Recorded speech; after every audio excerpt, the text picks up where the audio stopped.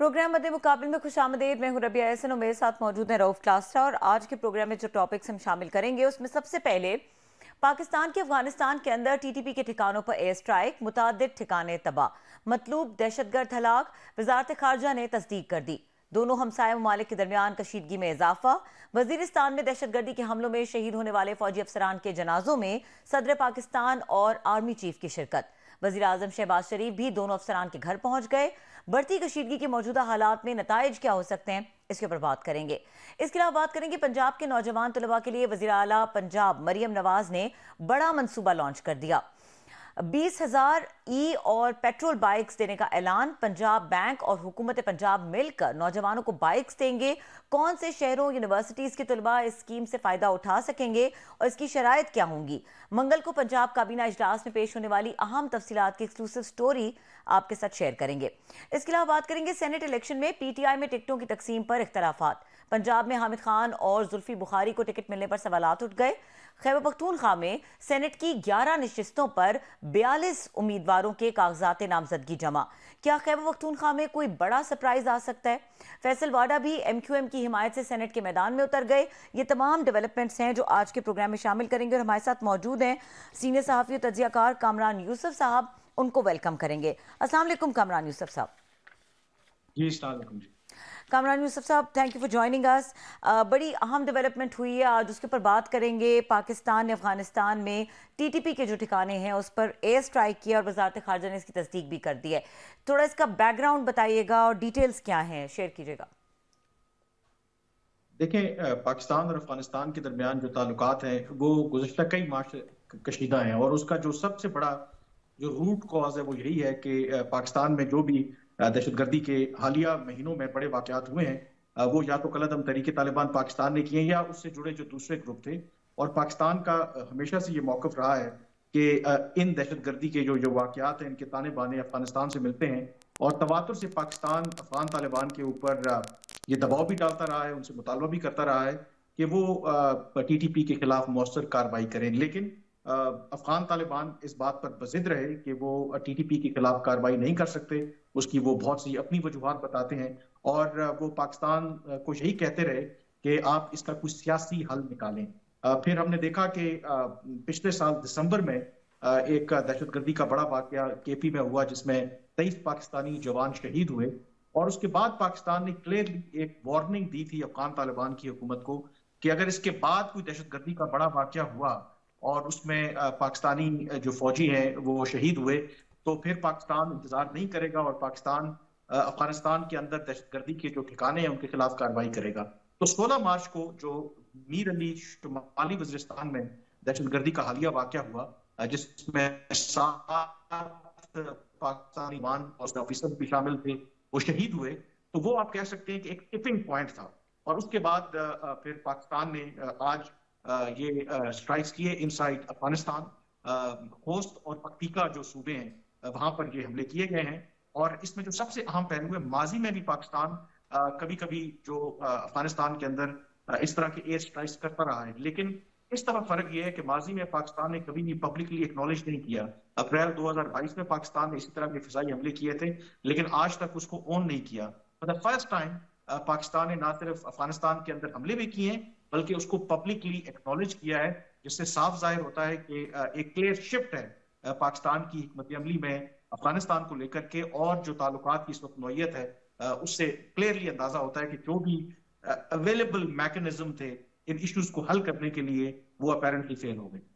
सो कामरान, आप ये कह रहे हैं जिस तरह आपने कहा कि it was a straw on camel's back, के जिस तरीके से ये 16 मार्च वाला वाकया हुआ और फिर उसके बाद पाकिस्तान ने ये एक रद्द अमल किया, ये ऑलरेडी पार्ट ऑफ प्लान था समवेयर, या ये ट्रिगर हो गया इस इंसिडेंट से? और दूसरा, जिस तरह आपने कहा अनप्रेसिडेंटेड है कि पाकिस्तान एक्नॉलेज करेगा, ओन करे कि ये एयर स्ट्राइक्स हमने किए हैं अफगानिस्तान के केस में, तो अब इस तरह का मैसेज देना और फिर अफगानिस्तान का कोई फॉर्मल रद्द अमल इसके ऊपर आया है?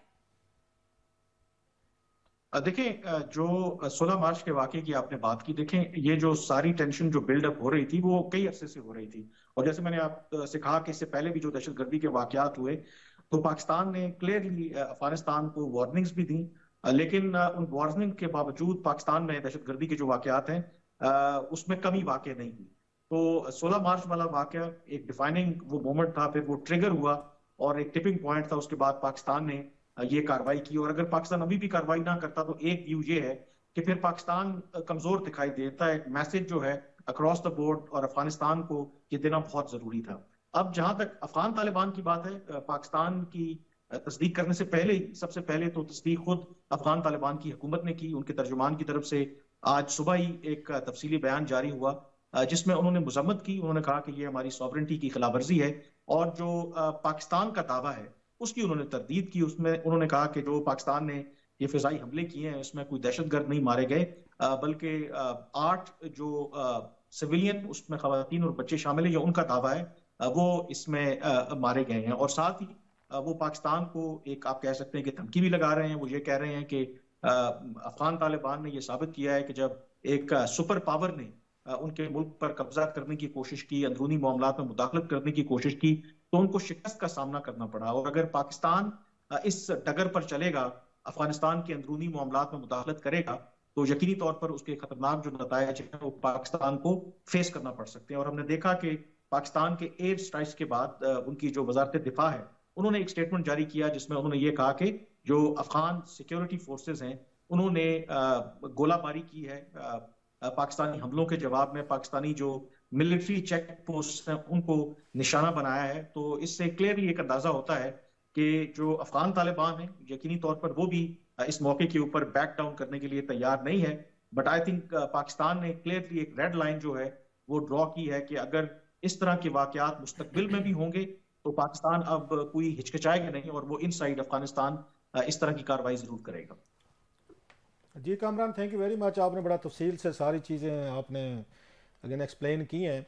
सर, तो क्या मतलब ये एरनी है, सितम ज़रीफ़ी है कि कुछ अर्सा पहले, 2-3 साल पहले काबुल हमें कहता था जनाब कि आपकी सरजमीन इस्तेमाल हो रही है हमारे अगेंस्ट, या नेटो कहते थे, अमेरिकन कहते थे, या इंटरनेशनल फोर्सेस थे, और हम उनका मजाक उड़ाते होते थे। We use to mock them, insult them, जी कि हमारा कोई ताल्लुक नहीं है। और यही तालिबान थे, अफगान तालिबान, जो आज वहाँ से बैठ कर थ्रेट कर रहे हैं। तो हमने कोई गलती की? वैसे तो बहुत सारी हैं माशाल्लाह, कोई एक तो नहीं है कि नेटो वहाँ पे लड़ रहा था, अंगेज थे अमेरिकन से, पूरी दुनिया थी तालिबान के साथ अंगेज थे। यही तालिबान हमारे पे डिपेंडेंट थे, इनकी पूरी फैमिलीज थी, बच्चे सब कोई यहीं पे पढ़ भी रहे थे, इलाज भी हो रहे थे। कोयटा शूरा भी हमने बनाई हुई थी, 12 खऊ भी इनको हवाला किया हुआ था, पुल्ला खान, वो क्या खन्ना पुल इनके पास थी, G11 वाली इन्होंने अपनी अपनी बस्तियाँ बनाई हुई थी।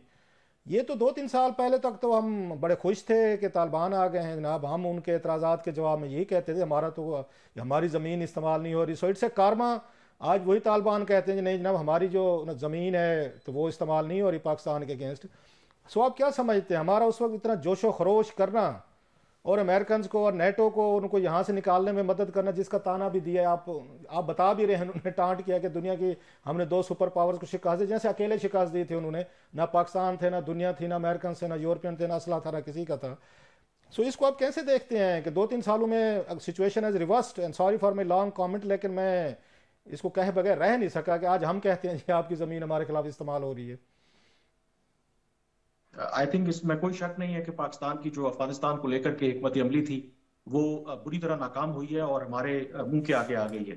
जो अगर दफ्तर खारजा का आप स्टेटमेंट देखें उसमें बड़ा क्लियरली एक और शिफ्ट भी नजर आया है। माजी में जब अशरफ गनी की या हामिद करजाई की हुकूमत थी और हमारा एक बयानिया सरकारी तौर पर रहा कि जो टीटीपी है या उससे जुड़े जो दूसरे ग्रोह हैं इनको एनडीएस जो उस वक्त उनकी इंटेलिजेंस एजेंसी थी अफगानिस्तान की, और जो भारतीय खुफिया एजेंसी रॉ, वो फंड करते हैं। लेकिन आज अगर आप स्टेटमेंट देखें जो दफ्तर खारजा की तरफ से जारी हुआ है उसमें पाकिस्तान ने यह कहा है कि हम जो अफगानिस्तान की जो सॉवरेंटी है उसका एहतराम करते हैं, जो अफगानिस्तान के अवाम है उनका भी हम रिस्पेक्ट करते हैं, लेकिन बदकिस्मती से अफगानिस्तान या अफगान तालिबान की हुकूमत में चंद ऐसे अनासिर हैं जो ना सिर्फ टीटीपी की पुष्ट पनाही कर रहे हैं बल्कि वो टीटीपी को बतौर प्रॉक्सी पाकिस्तान के खिलाफ इस्तेमाल कर रहे हैं।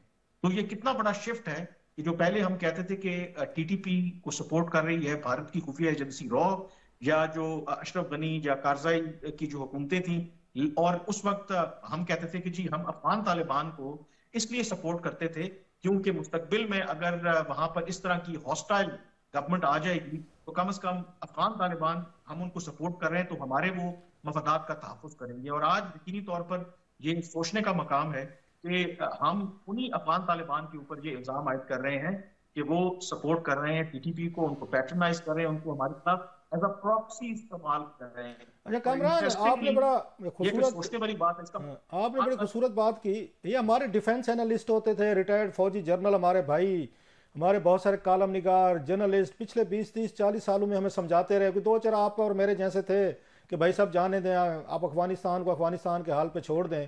तो याद हो हमें उल्टा शटअप कॉल दी जाती थी, आपको क्या पता, हमारे स्ट्रेटेजिक एसेट है, हमारी फ्रंट लाइन है, हमारा डिफेंस है, हमारा मगरबी बॉर्डर ये सेफ करेंगे और मगरबी बॉर्डर सेफ है तो मशरकी बॉर्डर पे तबाही फेर देंगे। हमारे डिफेंस एनालिस्ट अभी रिसेंटली तक कहते होते थे, अखबारों में बड़े बड़े कॉलम लिखे जाते थे, रोमांटिसाइज किया जाता सारी चीज़ों को।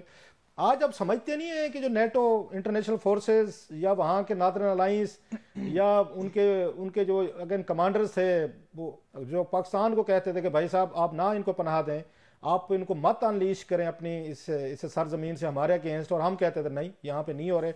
आज कैसे अगर वो बैठ के चस्का ले रहे होंगे, थोड़ा कुछ चेज़ा ले रहे होंगे सारे नेटो वाले, अमेरिकन, यूरोपियन और ये नॉर्दर्न अलाइंस, ये सारे कि भाई साहब हम तो मना करते थे इसी दिन से कि मत करें।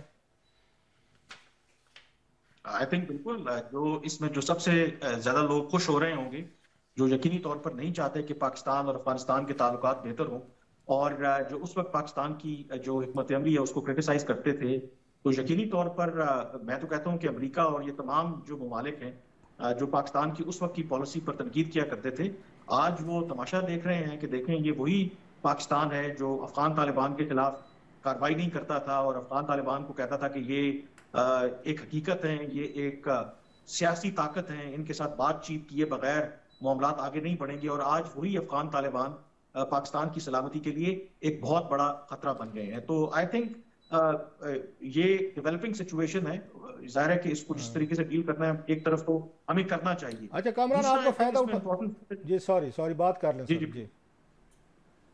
जी दूसरा मेरा पॉइंट ये था कि जो करंट सिचुएशन है उसको तो ठीक हम जिस तरह से डील करना है वो जरूर करें, but at the same time उस वक्त तक हमारी पॉलिसी ठीक नहीं होगी जब तक जो माजी के जो फैसले हमने लिए हैं, आमतौर पर हम अकाउंटेबिलिटी की बात करते हैं, वो शायद फाइनेंशियल अकाउंटेबिलिटी की बात करते हैं, करप्शन की बात करते हैं, जब तक हमारे मुल्क में फैसलों के बारे में भी अकाउंटेबिलिटी होनी चाहिए।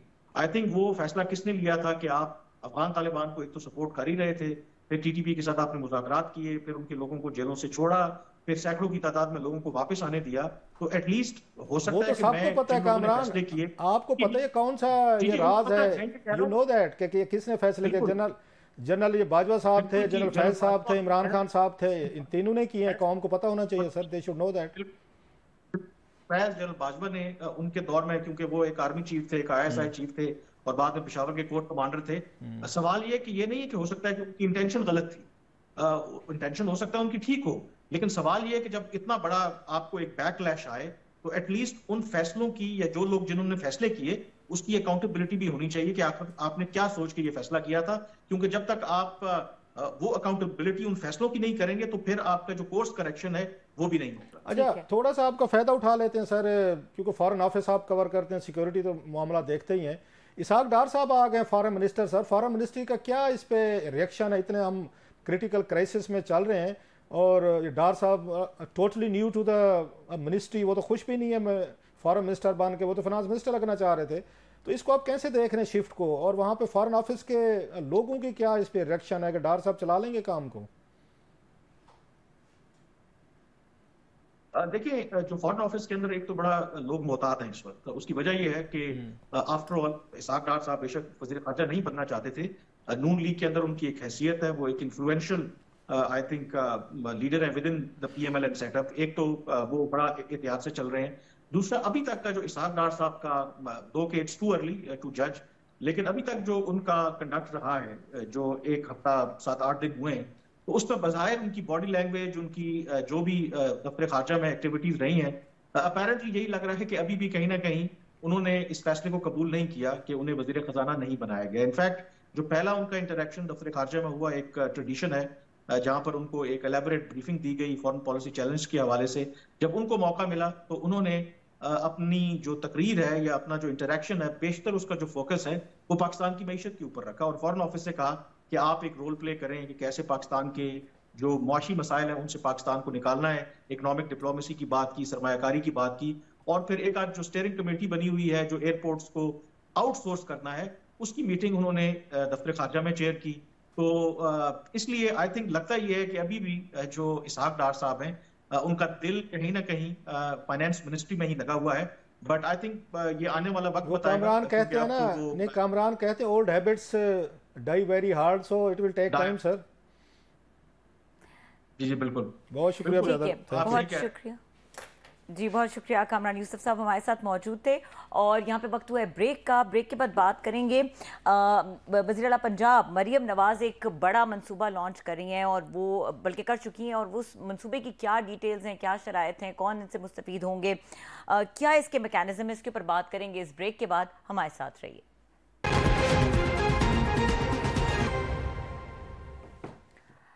Welcome back. क्लास साहब, बात करेंगे मरियम नवाज एक बड़ा प्लान लेकर आ रही है नौजवानों के लिए और अट्रैक्टिव है नौजवानों के लिए अपेरेंटली। इसकी कुछ डिटेल्स बताइएगा। इसमें कुछ 20,000 बाइक्स हैं, 19,000 जो हैं वो रेगुलर हैं जो पेट्रोल बाइक्स हैं और 1,000 ई बाइक्स हैं। तो क्या डिटेल्स हैं? कल इजलास हो रहा है, मंगल के दिन ये कैबिनेट का, पंजाब कैबिनेट का इजलास हो रहा है। कुछ एक्सक्लूसिव डिटेल्स हैं मेरे पास। वो ये हैं कि अगेन उसमें मरियम नवाज साहब जरा उसको चेयर करेंगे। उसमें 3-4 बड़े उसमें एजेंडा आइटम्स हैं जो आ रहे हैं।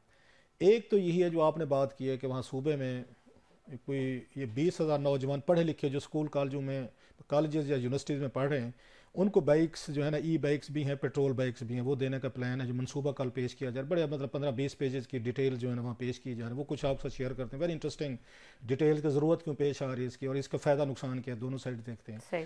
और प्लस कल एक और वहाँ पे समरी आ रही है जेल में ट्रायल के लिए, वो भी आ रहा है कि जेल ट्रायल के हवाले से वो भी कोई डिस्कशन जो है ना वो भी कैबिनेट के एजेंडे में है जो कल होनी है। एक और बड़ा एक जो अहम इशू है, दो तो कोई मतलब आम से हैं, कोई इतने बड़े नहीं है, कोई एक्सटेंशन वगैरह के हैं, कुछ कोई पार्क वगैरह है, वो हैंड ओवर करने। एक जो बड़ा एक और एयर एम्बुलेंस का है। सो कल के एजेंडे में एक आपका एयर एम्बुलेंस का भी आ रहा है। पहले हम इश्तिहार देख रहे थे, शायद टेंडर के लिए उन्होंने इसका इश्तिहार भी कर दिया है कि 2 जहाज़ या हेलीकॉप्टर्स लिए जाएंगे जो सूबे भर में आपके एक्सीडेंट या आपके सीरियस अगर कोई पेशेंट होंगे तो उनको ये शिफ्ट करने के हवाले से होंगे। सो ये 3-4 तो बड़े एजेंडे। No coming to this point, ये बड़ा इंटरेस्टिंग है। अब साहब जरा पीएम नवाज एक बड़े सीरियस उसमें रही है, स्ट्रेस में है कि जनाब का नौजवान जो है हमसे दूर हो गया है, नौजवान हमारे से डिस्टेंस हो गया, उसको कैसे अपनी तरफ हम लेकर आएँ।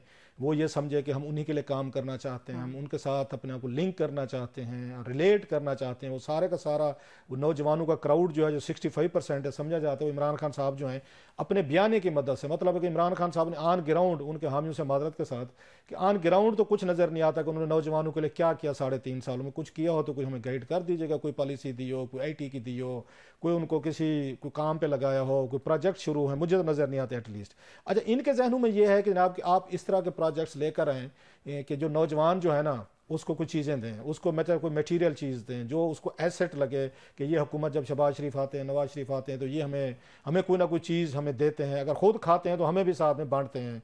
ये मतलब है एक यहाँ पे तस्वर था। सो माजी में इन्होंने बहुत सारी ऐसी स्कीमें शुरू भी की जिन पे ये तनकीद भी होती रही है। बहुत सारे बैंकों ने तनकीद की, बहुत सारे बैंक जो हैं बैंक रप्ट हुए, अगर बैंक रप्ट से मुराद है उनको नुकसानात हुए, लोन जो है राइट ऑफ किया गया था। एक इनका था, इन्होंने एक दिया था 1 लाख रुपया दिया था बेरोजगार नौजवानों को बिजनेस करने के लिए। ये मैं आपको अर्ली 90s की बात कर रहा हूँ।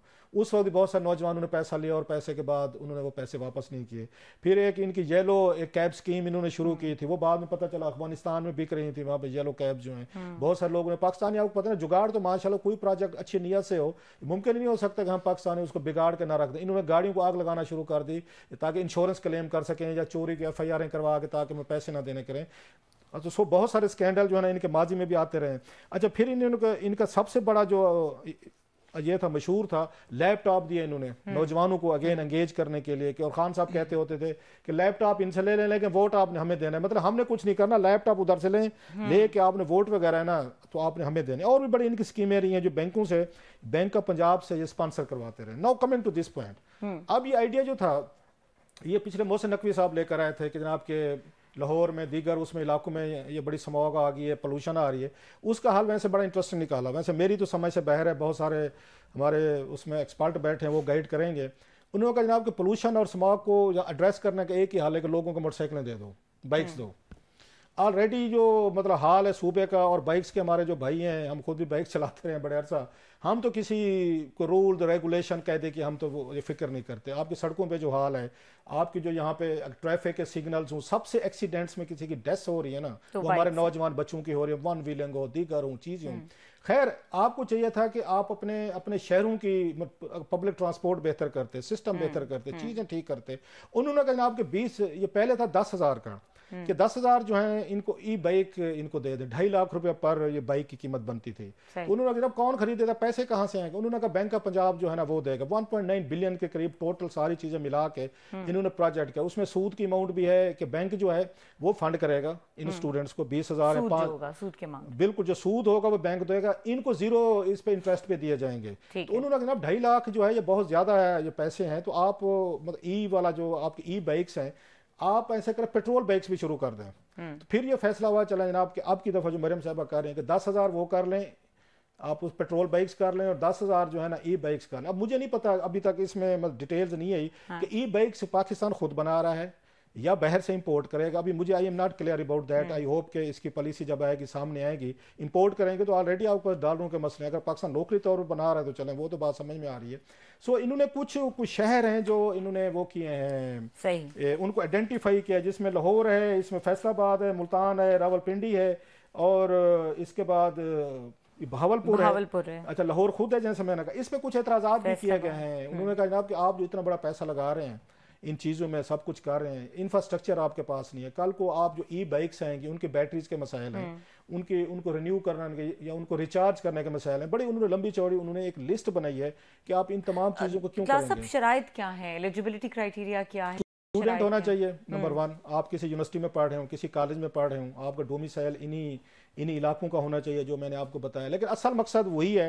ये फिर अगरचे उनकी स्कीम हो सकते बहुत सारे लोगों को अच्छी लग रही है, लेकिन मुझे तो ये है कि it's an attempt to fetch youth है ना, यूथ को अपनी तरफ लाया जाए कि हमने पहले लैपटॉप भी दिया आपको, येलो कैब्स भी दी, 1-1 लाख रुपए भी दिए। हम आते हैं तो कुछ ना कुछ पैसे देते हैं, आपको एसेट देते हैं।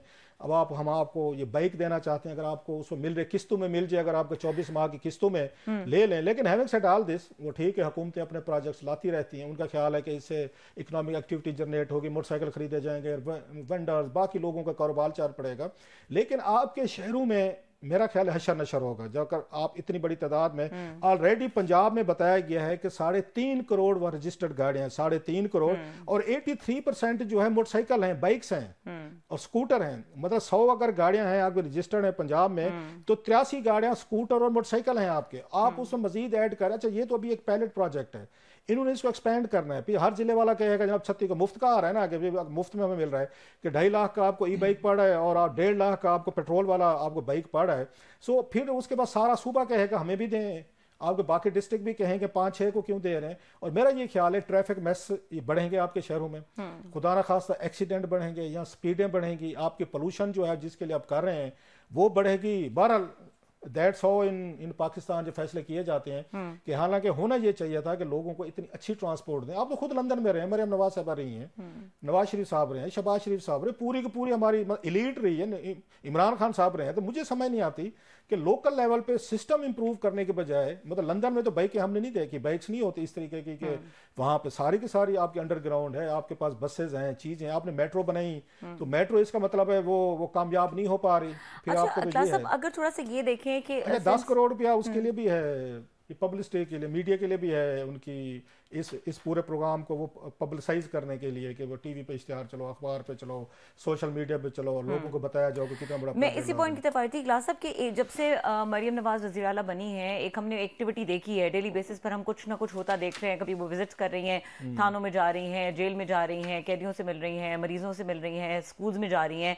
So she is actively doing one और अनदर थिंग। अब लेकिन साथ साथ उन पर क्रिटिसिज्म भी बहुत हो रहा है कि बहुत ज्यादा पब्लिसिटी गेन करने के लिए, ऑप्टिक्स क्रिएट करने के लिए कोशिश की जा रही है। सिंस आपने खुद ही ये बात कही कि ये प्रेसिडेंट रहा है मुस्लिम लीग नून का कि वो इस किस्म की स्कीम्स लॉन्च करते रहते हैं, तो हम ये नहीं कह सकते कि मरियम नवाज किसी नई स्ट्रैटेजी, किसी नई प्लान, किसी नई पॉलिटिक्स की शेप के साथ वजीर आला बनी है, कोई नई सोच सामने लेकर आए, ऐसा कुछ नहीं है। ये लग रहा है कि जहां उनका ख्याल है, मेरा ख्याल पीएमएल नवाज वालों का, कि इमरान खान साहब ने, उस्मान बुज़दार साहब ने कोई काम नहीं किया सूबे में।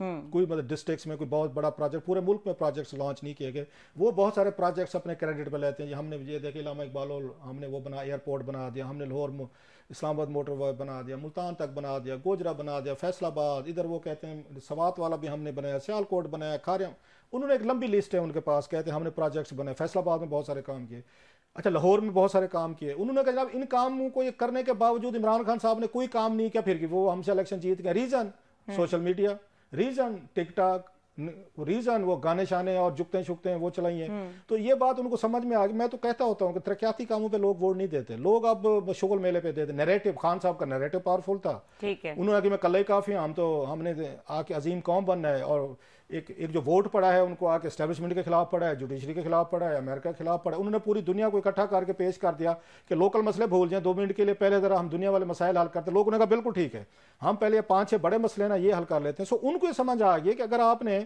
लोगों को आपने एक्सेस करनी है काम, मतलब वो कहते हैं look busy do nothing, English का बड़ा खूबसूरत मतलब, लुक बिजी डू नथिंग, कि आपने मसरूफ लगना है लेकिन करना कुछ नहीं है, लोग इसी में खुश रहेंगे। देखा जो थोड़ी सी एफर्ट्स हो रही हैं, तो मरियम नवाज साहब मेरा ख्याल है अपनी इस पॉलिसी को लेकर आ रही हैं कि हमने सोशल मीडिया को भर देना है, रोजाना की कोई ना कोई एक्टिविटी दिखानी है। प्लस क्लास साहब वो जिस क्या कहना चाहिए सेगमेंट ऑफ सोसाइटी को टैप कर रही है वो नौजवान है, जो सोशल मीडिया को ऑर्गेनिकली जिस तरह से वो रन करते हैं और जिस तरह उस पर पोस्ट लगती हैं, तो probably she is trying to capture that segment, और वो चाह रही है कि नौजवान जो है उनकी फेवर में हो। इन्होंने यही किया, केपी में क्या किया था, इन्होंने उस वजह पुलिस की, हेल्थ की, एजुकेशन के रिफॉर्म्स की बात की थी, अभी सेंटर में नहीं थे, 2013 की बात कर रहा हूँ।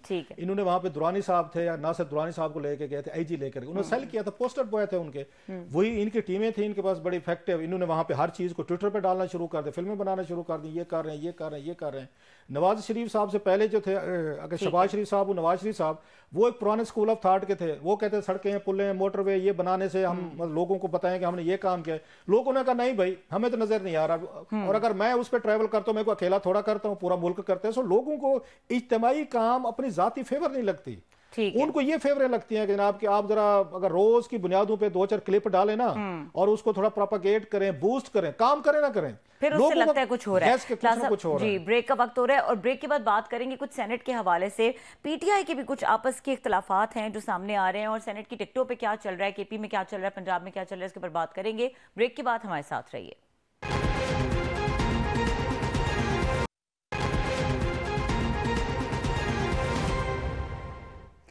Welcome back. क्लास साहब बात करेंगे कुछ सेनेट के हवाले से। पहले बताइए पीटीआई में कुछ इख्तलाफात नजर आ रहे हैं, काफी कुछ।